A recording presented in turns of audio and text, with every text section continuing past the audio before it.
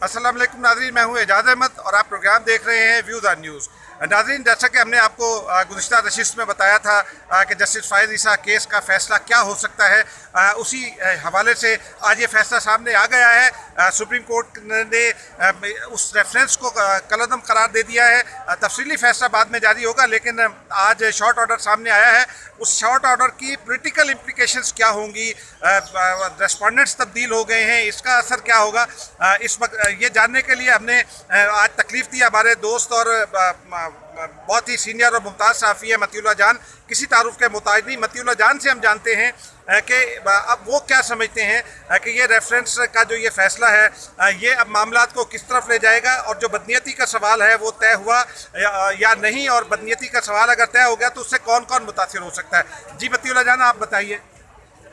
जैसा मुझे कोई तकलीफ नहीं हुई, मैं तो पहले से इधर मौजूद था, मगर बहुत शुक्रिया आपने अपने टीवी चैनल पर मुझे वक्त दिया है। सिंपल सी बात है कि एक नई JIT बन गई है, और JIT बनने के बाद जो होता है अब वही आगे से होगा। ये मामला लटकता रहेगा, सुप्रीम कोर्ट के एक मौजूद जज के ऊपर ये तलवार लटकती रहेगी, और 10 जज जो हैं कोई हतमी फैसला इस हवाले से नहीं कर सके। अगर हुकूमत का रेफरेंस गलत था तो फिर ये आज खुद सुप्रीम जुडिशल काउंसिल में जो इंक्वायरी अब शुरू कर दी गई है, ये कुछ समझ नहीं आई बात की। पहले ही ये 9 महीने 10 महीने सुप्रीम कोर्ट इस केस को सुनती रही है। अगर यही फैसला करना था तो पहले ही कर देते।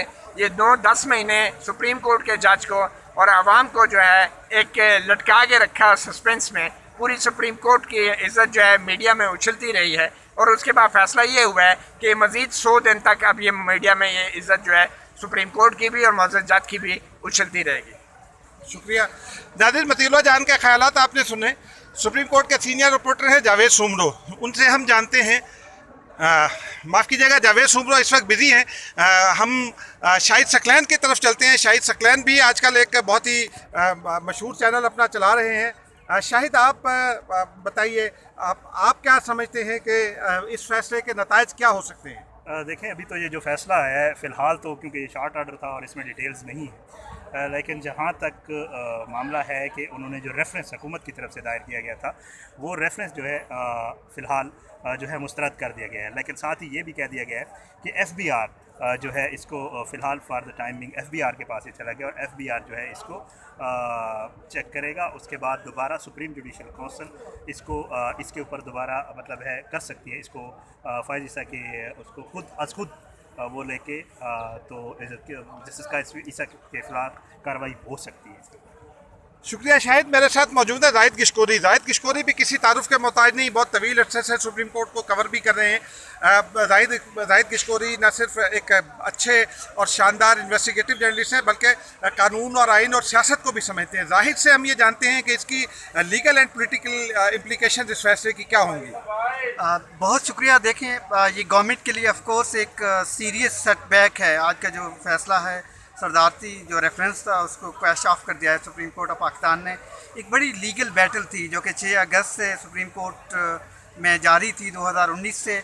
आप देखें, सुप्रीम कोर्ट ने तकरीबन 70 घंटे इस पे दलाइल दिए हैं पाकिस्तान के 10 चोटी के वकला ने, और ये सुप्रीम कोर्ट की हिस्ट्री में दूसरा ऐसा केस आया है। आपको याद होगा जुलाई 2007 में उस वक्त चीफ जस्टिस जो थे उनके ख़िलाफ़ सुप्रीम कोर्ट ऑफ पाकिस्तान ने इफ्तिखार चौधरी के ख़िलाफ़ क्वेश किया था।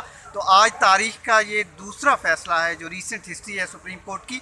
तो पॉलिटिकली इसका बड़ा इम्पेक्ट होगा ऑफ कोर्स हुकूमत के लिए। अब हुकूमत उसको FPR में देखेगी, सुप्रीम कोर्ट उसको सुपरवाइज़ कर रही है। और एक सबसे बड़ी बात यह है कि तमाम जजेज़ ने क्वेश करने के जो सब्जेक्ट था क्वेश करने का, उस पे इत्तफाक किया है। और एक जज ने, जस्टिस का याह्या अफरीदी, उनका ये स्टांस था कि शायद जस्टिस काजी फ़ैज़ ईसा अपने तौर पर पिटिशन फ़ाइल नहीं कर सकते, और मजमूई तौर पर 28 से 29 पिटिशन फ़ाइल की गई थी इसी केस से जुड़ी हुई। तो ये एक मुतफ़िका फ़ैसला है रेफरेंस क्वेश करने के हवाले से। और जहाँ तक लीगल इम्प्लिकेशंस क्या होंगी, क्योंकि अभी तफसीली फ़ैसला डिटेल से तो बाद में आएगा, लेकिन सुप्रीम कोर्ट ने अभी एक फ़ैसला रिलीज़ कर दिया है, 6 से 7 पेजेस का है, जिसको हम पढ़ने की कोशिश कर रहे हैं। क्या एसेट रिकवरी यूनिट जो है उस पर क्या इम्पेक्ट होगा जो उसने एविडेंस इकट्ठे किए थे। लेकिन सुप्रीम कोर्ट के ऑर्डर में हम अदालत में मौजूद थे, तो तमाम प्रोसीडिंग जो जस्टिस काजी फ़ैज़ ईसा या उसकी फैमिली के ख़िलाफ़ चल रही थी फेडरल बोर्ड ऑफ रेवेन्यू की तरफ से या किसी और इदारे की तरफ से, वो आज एब इनिशियो नल एंड वाइड, यानी कि उनको ज़ीरो से दोबारा इन्वेस्टिगेशन करनी है, fresh investigation with in 60 days, और चीफ जस्टिस ऑफ पाकिस्तान को रिपोर्ट पेश की जाएगी, चेयरमैन एपीआर करेंगे। तो ये एक सियासी लिहाज से भी और लीगल उसका इम्पैक्ट, क्योंकि सुप्रीम जुडिशल काउंसिल की जो स्टैट्यूटरी पावर्स हैं उसको भी डिफ़ाइन करेगी सुप्रीम कोर्ट ऑफ पाकिस्तान, क्योंकि जजेस ने अपने रिमार्क्स में ये बताया था। तो ये एक बड़ा तारीखी फ़ैसला है।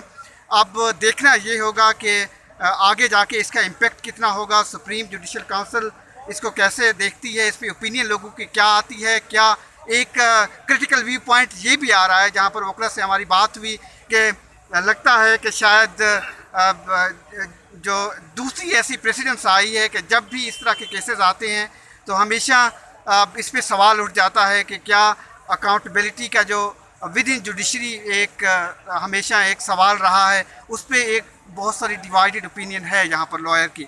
लेकिन उस पर ज़ाहिर है बात हम नहीं कर सकते ज़्यादा, आप तफसीली फ़ैसला आएगा उस पर फिर कमेंट किया जा सकता है। Thank you Zahid Kishkori. नाज़रीन, आपने जाहिद किशकोरी को सुना। मियाँ शाहिद की तरफ चलते हैं। मियाँ शाहिद से जानते हैं कि पॉलिटिकल इम्प्लिकेशंस इस फैसले की क्या हो सकती हैं। मियाँ शाहिद मेरे साथ अब से चंद लम्हों में मौजूद होंगे। लीजिए, हम मियाँ शाहिद के पास पहुँच गए।